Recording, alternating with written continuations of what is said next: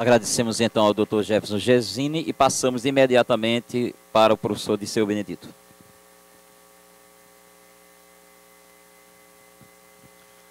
Bom dia a todos. Alô, tá falando? Em nome do Belisário, professor Belisário, eu cumprimento todas as pessoas da mesa. E eu estou aqui numa situação bastante delicada, que já falaram tudo que tinha que falar. Basicamente, eu fiquei aqui meio assim, bom, o que o Disseu vai falar?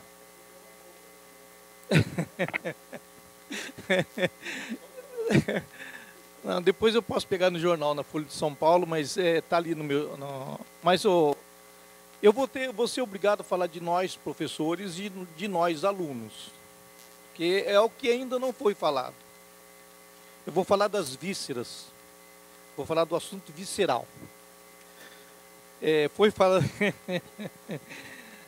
falado dos aspectos políticos, jurídicos, foi falado da expansão, revalidação, foi falado da chantagem dos crimes, né? Não falaram de nós. Já acreditem se quiser, o último que é falado é sobre professor e aluno. Mas acho que sempre é bom falar. A televisão, a pergunta da televisão ali para mim agora, da TV, é o seguinte: privatizar o hospital prejudica a educação? Bom, eu vou falar para vocês uma experiência que tinha em Manaus. Tem uma faculdade particular aqui que os alunos de lá eram proibidos de entrar no hospital de lá. Proibidos. Então, a lógica básica é o seguinte: se você, então, privatizar um hospital público federal de ensino, haverá essa proibição dos nossos alunos de entrarem lá. Então, a pergunta é, como é que uma faculdade particular, privada, como é que ela faz os seus cenários de prática? Vai utilizar o serviço público, que é o que acontece, então, aqui. Então, o Estado abre as portas para todos os hospitais para o serviço particular, que é o ensino particular, e os alunos, então, treinam nos locais públicos. Tá? Isso não deve ser diferente, professor Felipe, né? Satisfação em conhecê-lo, porque o senhor me pediu lá algumas coisas sobre, eu mandei um montão de coisas para o senhor lá, sobre a Faculdade de Medicina, espero o senhor ter lido tudo aquilo lá. Por exemplo, nós temos no Brasil 200, eu acabei de chegar agora do Congresso Brasileiro de Educação Médica. Nós estamos com 212 faculdades de medicina, em ação nós estamos com aproximadamente 200. Quando eu era estudante aqui, em 1973, nós éramos 70 faculdades de medicina em todo o Brasil. Então, de lá para cá, houve esse brutal aumento de quantidade de faculdade de medicina. Nós, então, formávamos gente para toda a Amazônia Ocidental. Era a única faculdade de medicina. Hoje, por exemplo, Porto Velho tem 4 faculdades de medicina e não tem hospital universitário. Assim é Roraima, assim é Amapá, assim é Palmas, aí, por aí vai. Das 200 faculdades, somente 40 tem hospital universitário. 45, 48. O Hospital Universitário Getúlio Vargas é um deles. Mas o Francisca Mendes não é, que é o nosso primo rico. Então, o primo rico, que a gente inclusive nunca conversa sobre ele, eu não vejo conversa sobre ele, eu vejo conversa sobre o Hospital Getúlio Vargas. Eu vou falar para vocês sobre 2 experiências que eu tive sobre esse problema de ensino médico. Eu fui vice-diretor do Hospital Getúlio Vargas. E a gente, então, foi verificar, o professor Mário, o doutor Mário, já colocou ali uma fotografia do Getúlio Vargas e colocou por fora só. O Hospital Getúlio Vargas, na época, foi solicitado que a gente fizesse um estudo de levantamento, um diagnóstico. E a gente, então, meio que ingenuamente, a gente pegou o formulário da acreditação hospitalar.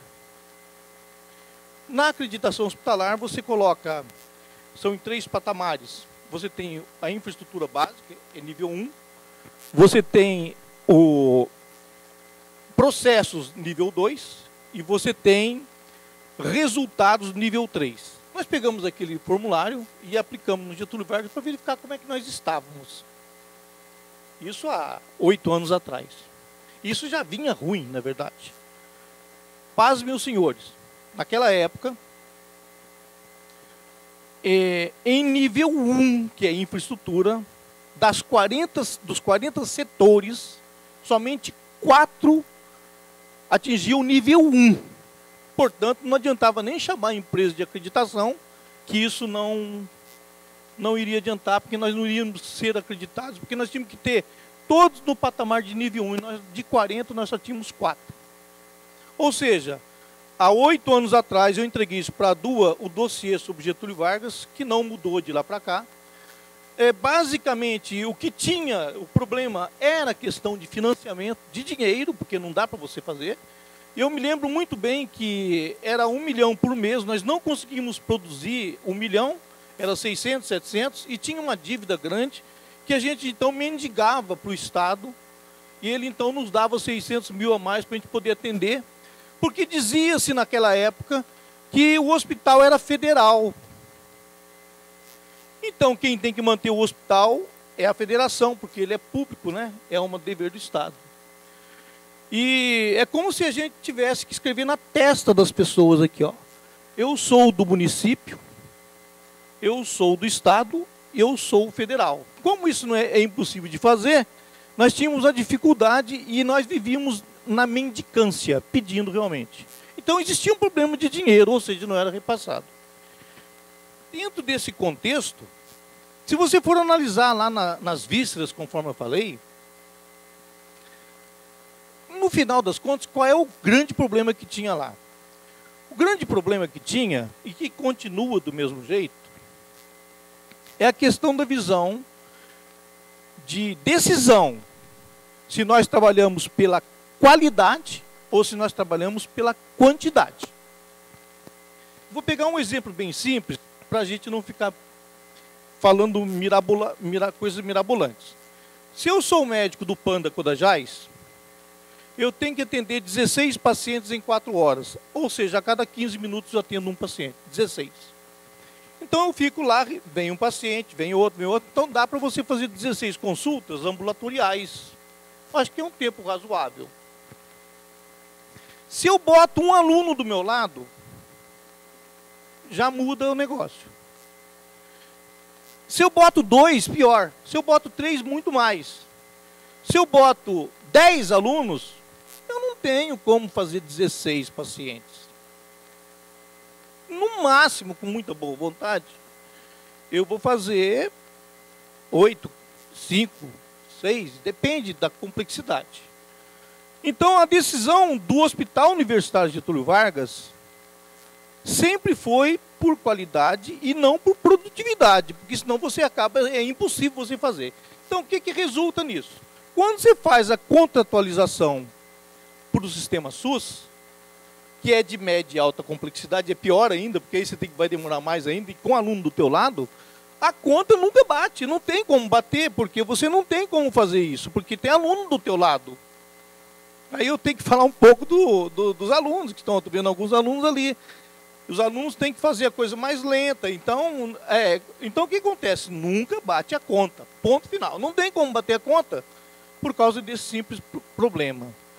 Que nós temos que optar pela qualidade, mesmo porque nós fomos avaliados agora, recentemente, desde o Mena Barreto, nós vínhamos constantemente tirando notas muito baixas, até que nós ficamos em último lugar do Brasil, das federais. E nós tínhamos que sair daquilo.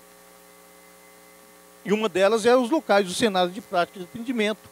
Então nós tínhamos que decidir e alguém tem que pagar a conta. Quem paga a conta do hospital universitário? Antigamente era o MEC sozinho. Depois veio o MEC e Ministério da Saúde. Os dois juntaram para fazer as contratualizações. Mas qual era o preço? O preço é que a gente fizesse um hospital de média e alta complexidade. Porque é de baixa complexidade, os nossos alunos todos têm que ir para o SUS, para a rede básica. Unidades básicas de saúde, posto de saúde, e sair de casa para ir para fazer medicina preventiva. Nesse jogo, na contratualização, você tem que ter, então, no hospital universitário, tudo de altíssima qualidade. Você tem que ter médicos, professores de altíssima qualidade. Você tem que ter aparelhagem de altíssima qualidade. Você tem que ter serviço de manutenção e prevenção preventiva e corretiva de altíssima qualidade.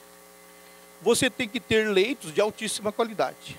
Centro cirúrgico de altíssima qualidade. Ou seja, o que não se resolve lá, os 80%, 90% que não se resolve, você então faz referência e contra-referência e você vai para o hospital universitário. Ora, vá para o hospital universitário e veja como é que está hoje. É uma sucata. Já era sucata 10 anos atrás. Há 30 anos atrás era um pouquinho melhor. Veio piorando e estava numa sucata. Então, surge de uma maneira bastante interessante, de uma maneira meio mágica, essa EBSER. Culpando, aí eu fiquei preocupado com a fotografia que você mostrou, porque, na verdade, eu fui vice-diretor do hospital. E eu me sinto culpado. E eu estou mais velho que o senhor aqui. Eu vim aqui há 40 anos atrás, eu estou há 40 anos na universidade. Então eu me sinto culpado, é como se eu fosse uma pessoa que jamais desse bola para o financiamento. Embora minha vida toda tenha sido dedicada ao UFAM. Basicamente. Então surge a EBSER como uma forma meio mágica de fazer uma empresa longe daqui, tira autonomia para financiar os hospitais universitários, dessas maneiras todas que vocês falaram aí, que eu gostei da palavra aqui da nossa colega Marília. É Marília que ela chama? Então, Marília de Dirceu. Marília, ela falou assim, não tem nada a ver comigo, Marília, mas ela falou assim, que o que preocupava não é que era inconstitucional, mas que tinha uma constitucionalidade duvidosa. E depois foi por todos os colegas bem falado aqui. O problema nosso é o que o Getúlio Vargas tem a ver com formação médica hoje. Agora eu vou falar como diretor da Faculdade de Medicina e vou falar um problema que está acontecendo conosco agora. O governo federal, durante a nossa greve dos professores, de 4 meses, ele joga para todo mundo que nós teríamos que fazer uma expansão das vagas de medicina para mais 2.600 vagas. E nós, da UFAM, receberíamos mais 48 vagas. Seria criado mais uma faculdade de medicina no interior, em Coari. Fizemos um manifesto dizendo de que nós não poderíamos fazer isso desta forma. E esse manifesto foi entregue para a reitora, e a reitora, então, monta 3 comissões para fazer análise técnica, já que o manifesto soou como um manifesto político. Então, ela montou 3 comissões. Uma comissão para estudar a viabilidade técnica de se ter uma faculdade de medicina em Coari, que ainda não está trabalhando por causa de problemas políticos, de prefeitos lá tomarem isso aí como sendo, ou então qualquer prefeito, vai ser discutido aqui para frente. Uma outra para fazer como é que é o diagnóstico da infraestrutura oferecida do curso nosso. E outra comissão que é para falar sobre diagnóstico pedagógico e acadêmico do nosso curso. E eu tenho trabalhado muito nesse assunto, e aí entra o problema do Getúlio Vargas, sobre a questão de infraestrutura e a questão nossa que estamos estudando, que nós estamos terminando o relatório, depois a gente vai colocar público para todo mundo. A questão didático-pedagógica, a questão de corpo docente e tutorial, e a questão de infraestrutura. Dentro desse contexto da EBSER, eu não sei muito bem como é que seriam os professores atuantes dentro do hospital universitário. Não sei se seremos nós, professores de carreira. Não sei bem como é que isso vai funcionar. Então, a primeira pergunta que eu coloco aqui para os colegas docentes realmente, você pergunta, mas que docentes? Porque quando você fala em hospital universitário, você pensa em medicina, mas não é medicina. É medicina também. Porque lá dentro você tem curso de medicina, farmácia, enfermagem, fisioterapia, psicologia, educação física, até direito pode fazer lá dentro, assessoria jurídica, até administração hospitalar. A parte de manutenção preventiva e corretiva seria nossa função de ter aqui, das engenharias, das eletroeletrônicas, poderiam estar lá dentro atuando, as agrárias podiam estar fazendo comida para os nossos pacientes, podiam estar produzindo. Então, existiria um contexto bastante interessante. Então, na verdade, o hospital universitário, ele como um centro multidisciplinar, ele seria uma coisa fabulosa, até para alunos de cinema. Quando nós montamos o nosso laboratório de simulação avançada, em que nós precisamos de treinar atores para ficar com apendicite, por aí vai, dor de cabeça, que nós precisamos de fazer coisas mais modernas. Mas, enfim, afetaria a todos. Dentro do hospital privado, provavelmente nós não atuaríamos. Um exemplo mais simples que tem sobre a questão de não poder atuar, não pode. É uma medicina legal. Nós, professores da UFAM, por mais titulação que temos, nós não podemos ir lá no IML e abrir morto lá, fazer necrópsia lá. Porque isso só pode fazer o pessoal do Estado. Então, como dar aula de medicina legal? É uma coisa complicada. Agora, no hospital particular, se for privado, se a IBSER significar isso é impossível. Deverá sim acabar a carreira de professores. Deverá sim. E isso nos preocupa. Isso nos preocupa. Como é que ficaria o hospital nesse sentido? Bom, nós fizemos uma reforma curricular. É um novo projeto político-pedagógico que obriga, e nós estamos tendo dificuldades extremas de fazer o trabalho focado na atenção básica. Então, os nossos alunos, agora vem a questão dos nossos alunos.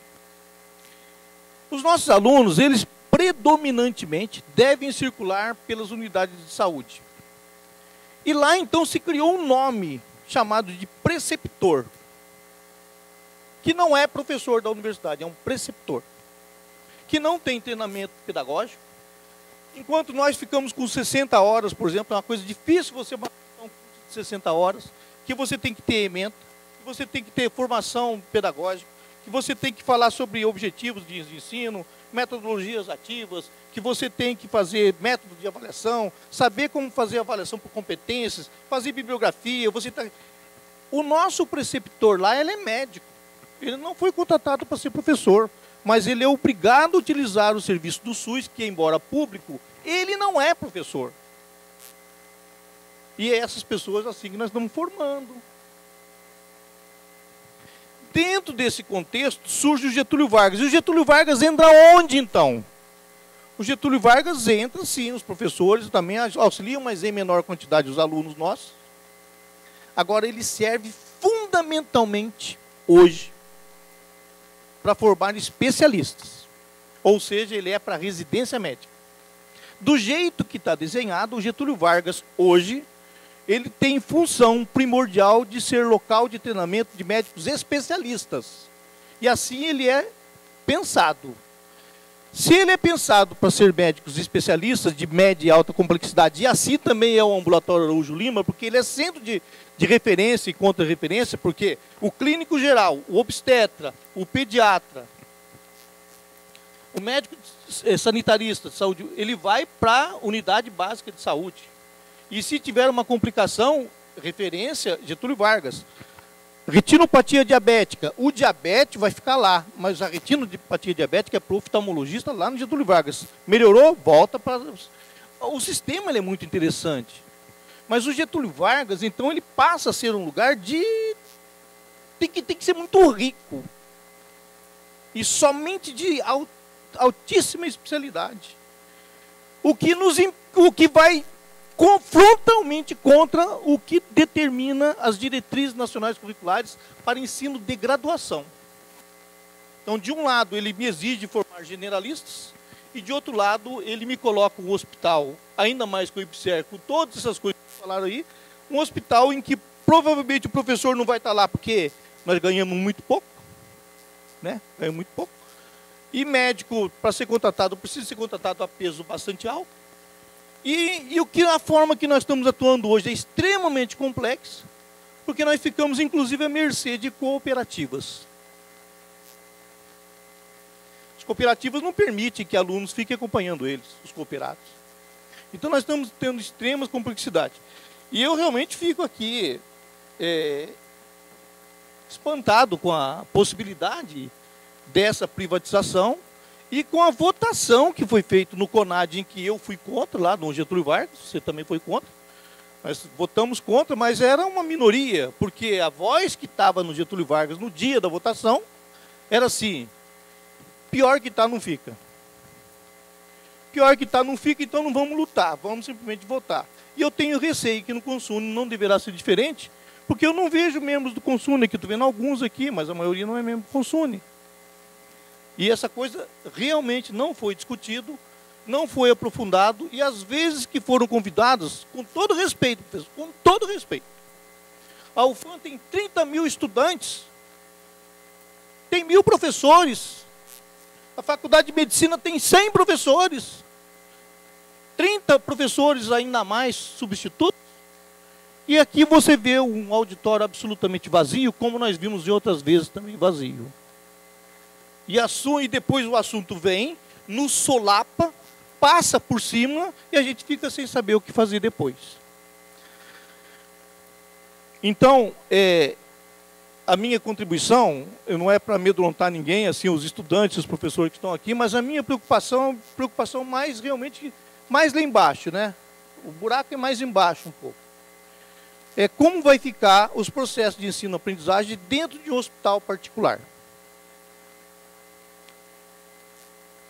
Que são extremamente complexos, que não podem e não devem ser regidos por produtividade, que tem que ser uma coisa mais simples. Porque como é que eu vou pegar um aluno de 18, 19 anos que nunca viu isso? Eles vão ter que aprender isso. Isso leva tempo. A gente sabe, a gente que é pai, que é mãe, sabe disso. Criança demora para aprender, porque aprender é bom. Mas acontece que o hospital, ele é um hospital essencialmente universitário de ensino para múltiplas áreas. Isso realmente me preocupa. Espero ter contribuído alguma coisa, porque vocês aí falaram outros aspectos que fogem da minha alçada. Obrigado.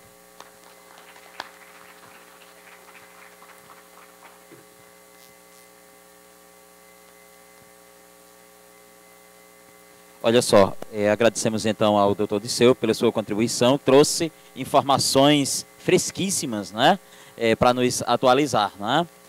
Só antes de abrir para o debate, destacar que esse evento ele foi amplamente divulgado pela nossa página, pelo Facebook, no contato corpo a corpo, abordando discentes, docentes e técnicos.